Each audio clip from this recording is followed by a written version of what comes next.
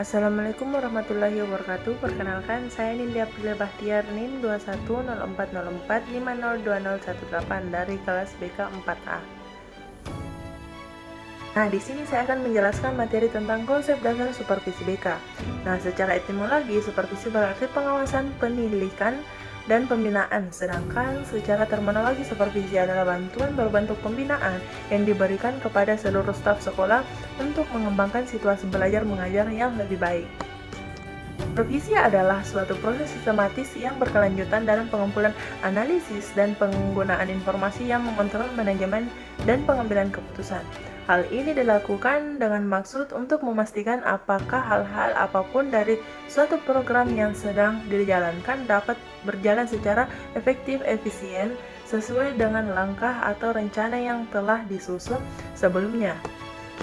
Supervisi bimbingan dan konseling merupakan suatu relasi antara supervisor dan konselor, di mana supervisor atau konselor senior memberikan dukungan dan bantuan untuk meningkatkan mutu kinerja profesional supervisi yang bertumpu pada satu prinsip, yaitu mengakui setiap manusia mempunyai potensi untuk berkembang. Selanjutnya, fungsi dan tujuan. Tujuan dari supervisi BK diantaranya tujuan mengendalikan kualitas. Supervisor bertanggung jawab memonitor pelaksanaan kegiatan BK dan hasil-hasilnya yang berupa kehidupan dan perkembangan siswa atau klien yang lebih baik. Untuk mengembangkan profesionalisme petugas BK atau konselor. Supervisor BK membantu petugas BK atau konselor untuk tumbuh berkembang secara profesional, sosial, dan personal untuk memotivasi BK atau konselor agar dapat secara berkelanjutan melaksanakan kegiatan-kegiatan BK, menemukan dan memperbaiki kesalahan dan kekurangan.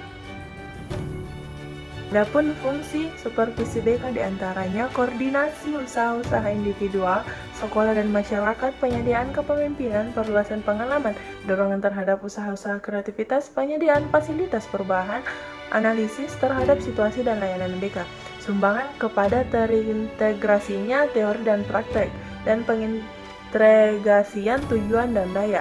Agar dapat menjalankan fungsinya seperti yang ditemukan di atas, maka supervisor BK perlu memiliki kemampuan berikut, yaitu kemampuan dan kepemimpinan, kemampuan dalam hubungan manusia, kemampuan dalam proses kelompok, kemampuan dalam administrasi personel, dan kemampuan dalam BK, kemudian kemampuan dalam evaluasi. Lalu objek supervisi. Supervisi, layanan bimbingan dan konseling adalah upaya untuk mendorong, mengkoordinasi, dan menuntun pertumbuhan petugas bimbingan dan konseling atau biasa disebut konselor secara berkesinambungan baik secara individu maupun kelompok agar lebih memahami dan lebih baik bertindak secara efektif dalam pelaksanaan layanan bimbingan dan konseling, sehingga mereka mampu mendorong pertumbuhan setiap siswa secara berkesinambungan agar dapat berprestasi secara cerdas dan kaya dalam lingkungan masyarakat. Dalam hal ini, pihak berwenang sebagai konselor adalah kepala sekolah yang ada di sekolah tersebut. Supervisi yang dilakukan oleh kepala sekolah tentunya dengan cara dan teknik yang sesuai dengan layanan bimbingan dan konseling itu sendiri, seperti dengan menggunakan teknik individual, yaitu dengan kunjungan kelas dengan memperhatikan bagaimana konselor melayani siswa ataupun kliennya, observasi kelas dan percakapan pribadi secara langsung dengan konselor, atau dengan menggunakan teknik kelompok seperti orientasi bagi konselor-konselor, tukar-menukar pengalaman, lokal karya, ataupun seminar.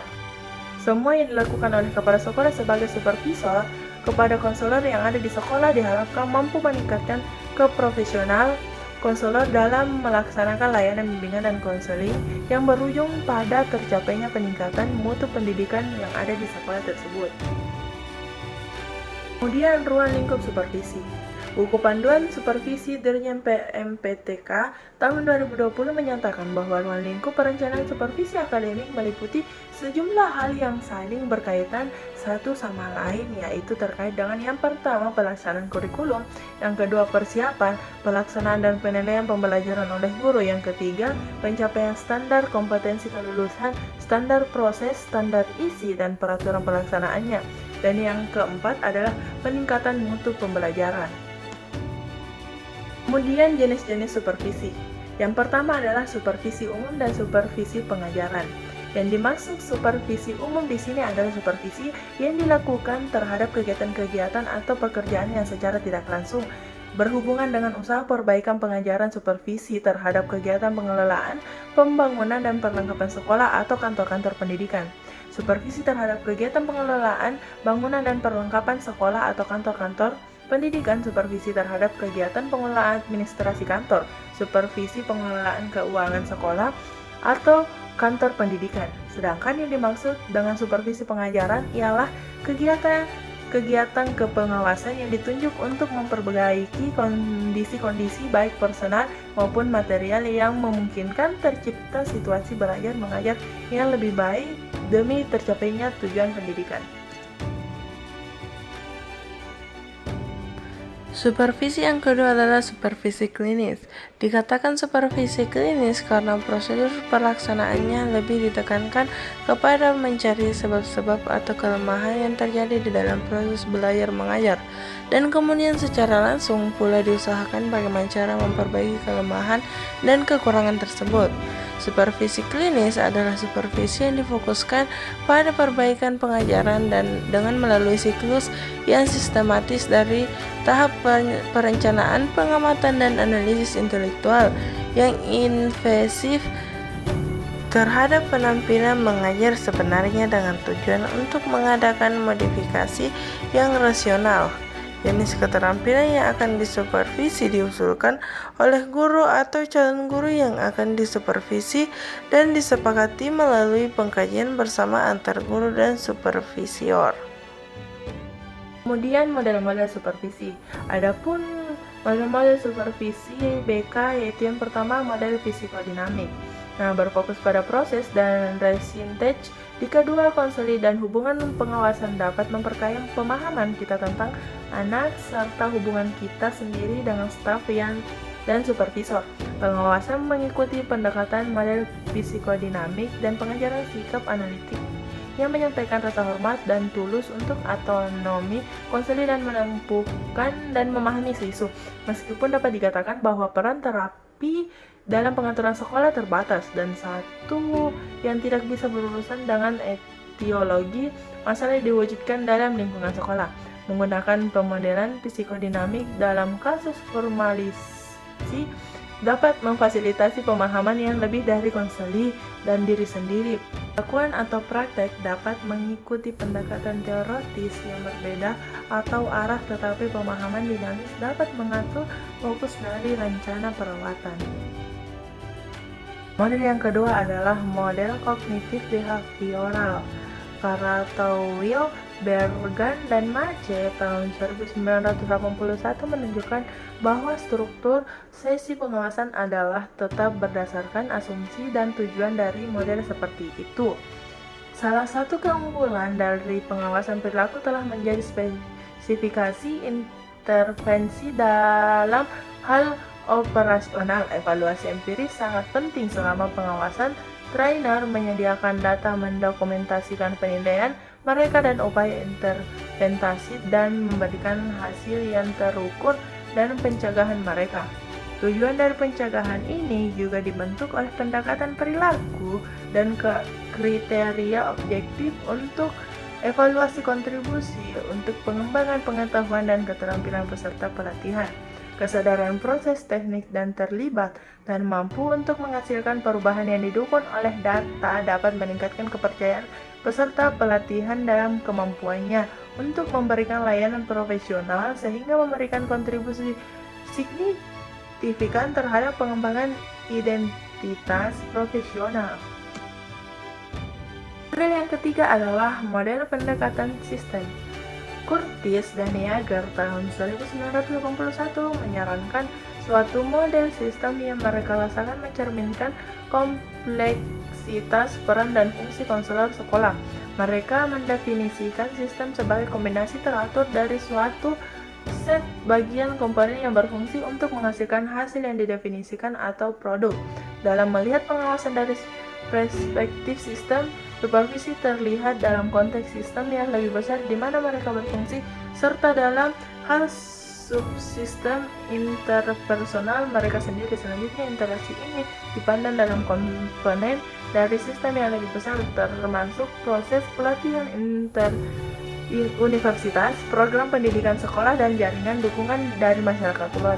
Selama pengawasan, tingkat tertentu dari analisis harus diidentifikasi. Yang keempat adalah model perkembangan. Stoltenberg dan Delworth tahun 1988 menyoroti 9 area pertumbuhan utama dalam pengalaman pengawasan.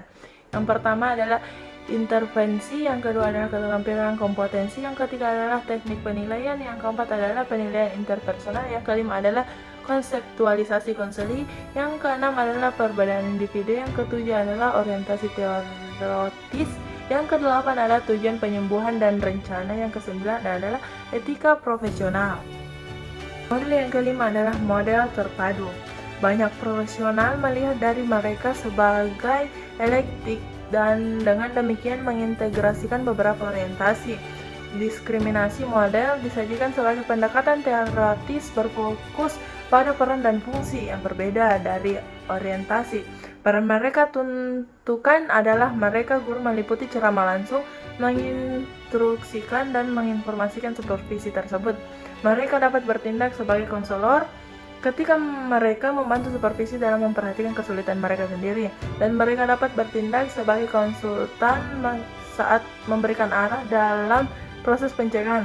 Selanjutnya, mereka menyoroti 3 bidang untuk membangun keterampilan meliputi proses konseptualisasi dan personalisasi. Diskriminasi model dasarnya adalah sebuah model pelatihan dan mengasumsikan bahwa supervisi membawa kebiasaan dan keterampilan yang memerlukan integrasi dan pembangunannya.